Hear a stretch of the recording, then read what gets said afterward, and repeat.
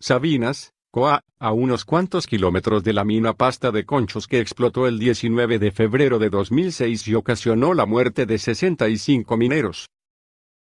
El presidente Andrés Manuel López Obrador anunció que solicitará ayuda a los mandatarios de Estados Unidos, China y Alemania para que envíen expertos a participar en el rescate de los restos de los trabajadores. Más tarde, en la macroplaza de Ciudad Acuña, instruyó a la secretaria de Economía, Graciela Márquez, verificar si se está pagando al doble el salario mínimo decretado para la zona frontera norte.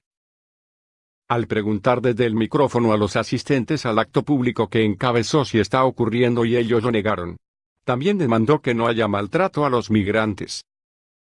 Alrededor de las 11 de la mañana, en la unidad deportiva Sabinas, frente a familiares de mineros que sufrieron la tragedia de hace 13 años. El presidente refrendó su compromiso de hacer el trabajo necesario para sacar de debajo de la tierra los restos. Si se necesita, dijo que hablará de manera personal o por teléfono con los mandatarios de 3 de los principales países productores de carbón para que apoyen en esta labor tan humanitaria.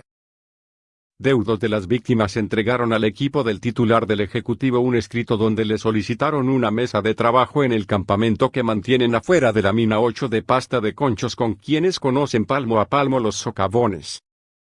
A su paso hacia el templete en esta población carbonífera, López Obrador los saludó, pero no se detuvo para platicar con ellos. Que se ubicaron dentro de un numeroso contingente del Sindicato Nacional de Trabajadores Mineros, Metalúrgicos y similares de la República Mexicana. Guadalupe Díaz Rodríguez, viuda de Marco Antonio Sánchez, expresó que el anuncio del presidente les brinda esperanza para recuperar los restos de sus familiares. Ojalá Dios quiera que pronto sea eso, dijo en entrevista. Es una cosa de emoción, de tristeza. Otras viudas se pronunciaron también porque aumente su pensión, que en promedio es de 2.500 pesos. En el escrito resaltaron la falta de apoyo de los gobiernos de Vicente Fox, Felipe Calderón y Enrique Peña Nieto. López Obrador afirmó que pedirá el apoyo de los que tienen experiencia en esto. Estoy seguro que vamos a contar con el de todos, de los trabajadores, desde luego, ya ni hablar de lo que han hecho sus familiares. Que no han dejado de luchar para tener los restos de sus seres queridos y también que los sindicatos y las empresas ayuden. Respeto a migrantes en Ciudad Acuña, pidió un aplauso para los migrantes y solicitó que se respeten sus derechos humanos. Necesitamos unirnos en esto y en todo. Nada de pleito.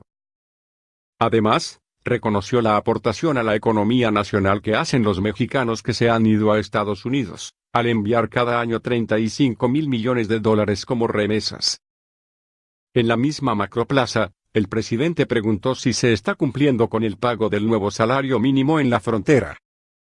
Nada de que las maquiladoras van a estar explotando, tienen que pagar cuando menos 6.000 pesos mensuales y nada de trabajar más horas de lo que establece la ley, son 8 y con descanso obligatorio. El salario mínimo en la zona fronteriza es de 176.72 pesos y algunos trabajadores explicaron a este diario que el monto se respeta, pero algunas maquiladoras suspendieron bonos a cambio. El titular del Ejecutivo Federal pidió a los asistentes verificar si los precios de los combustibles se igualaron a los de Texas. Ya estuve viendo, la gasolina más barata acá, 15.80 pesos, y en la Ciudad de México, 20.80. También refrendó su compromiso de mejorar los servicios de salud. Tiene que haber atención médica y medicamentos gratuitos, nada de cuadro básico, al carajo con eso de que no va a haber medicinas. En los 2 mítines que ayer llevó a cabo, el gobernador priista Miguel Ángel Riquelme fue abucheado. Así nos llevamos aquí, fue su respuesta. A los productores de carbón les prometió que la Comisión Federal de Electricidad, CFE, les va a comprar siempre el mineral, sin corrupción, sin coyotaje, con preferencia a pequeños productores y precios justos. Les pidió actuar con honestidad y vender a la CFE carbón, no tierra.